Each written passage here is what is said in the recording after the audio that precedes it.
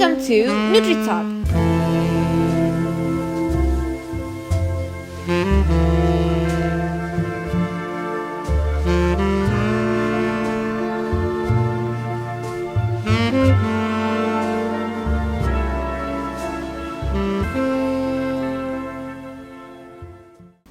Welcome to NutriTalk, the podcast where we discuss hot topics about policy, education, and student life. I'm Vanessa, and today we're diving into Indonesia's Free Nutritious Meal Program, or so we call it MBG. Is it a game changer, or does it come with hidden challenges? To break it down, I'm joined by 5 fellow students. Let's start with their introductions, shall we?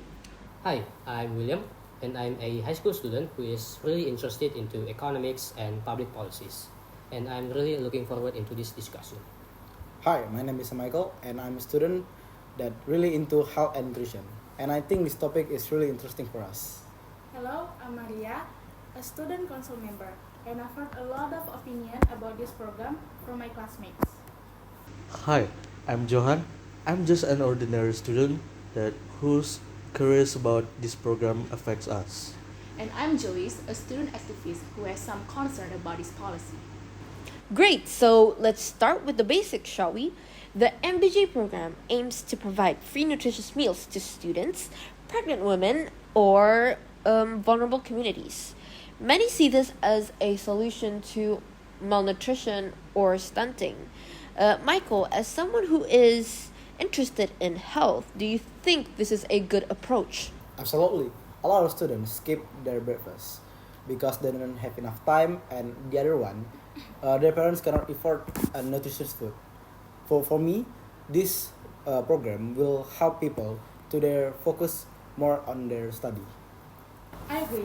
I've seen classmates struggle with hunger, and it affects their ability to focus. This program could really help students to concentrate better. Well, that's true, but what about the cost? The government is spending 71 trillion money on this program alone. Is it really sustainable in the long run? But isn't it a good investment? If students are healthier, they can study better and have a better future. Plus, this helps families financially.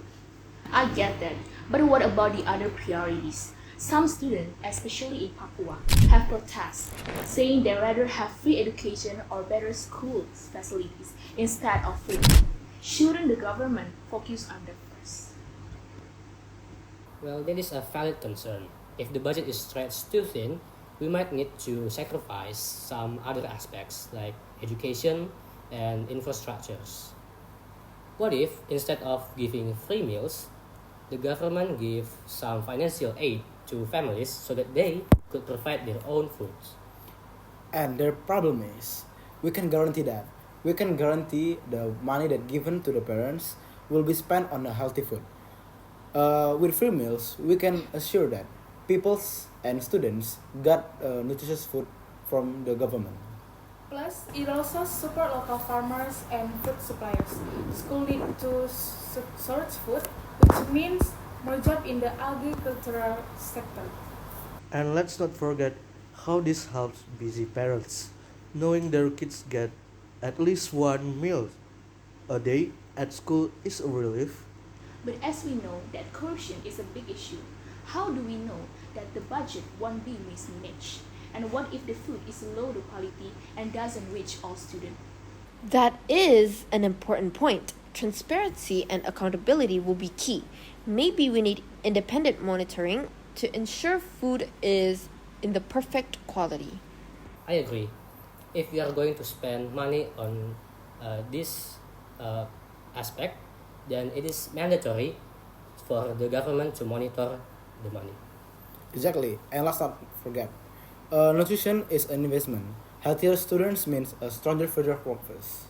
Some critics have also pointed out logistical challenges.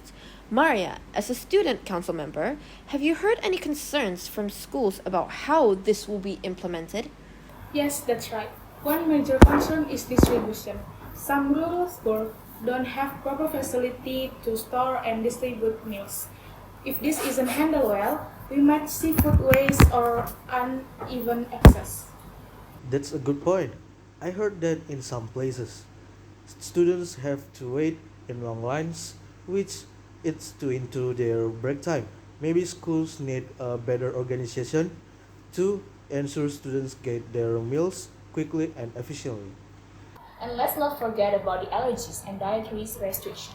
Not every student can eat the same meal. The government needs to consider this so no one is left out. Also, another thing to consider is the quality of the ingredients. If the demand for free meals is increased, then will the provider be able to provide good quality ingredients? Or will we be left out with just low quality foods? That's why a continuous evaluation is necessary. Maybe schools should be involved in the meal planning and the feedback to ensure the students enjoy the food and receive the benefit of the meals. Those are really insightful points. It sounds like the MBG program has great potential but also big challenges. So let's go around and share our final thoughts, shall we? Is the MBG program a step forward, or do we really need to think the approach? Well, for me, it's a good idea, but financial sustainability and transparency must be a priority. It's a huge win for students' health, but the implementation needs to be done properly. A game changer for students if the logistics are well planned. As a student, I support it, but I hope it lasts long term and benefits everyone equally. I still think education funding should come first, but I see the benefit of this program if we done right. A fantastic discussion! Thanks to all my fellow students for their insights. What do you, our listeners, think? Let us know in the comment sections and our social media. That's it for NutriTalk. See you next time. Goodbye.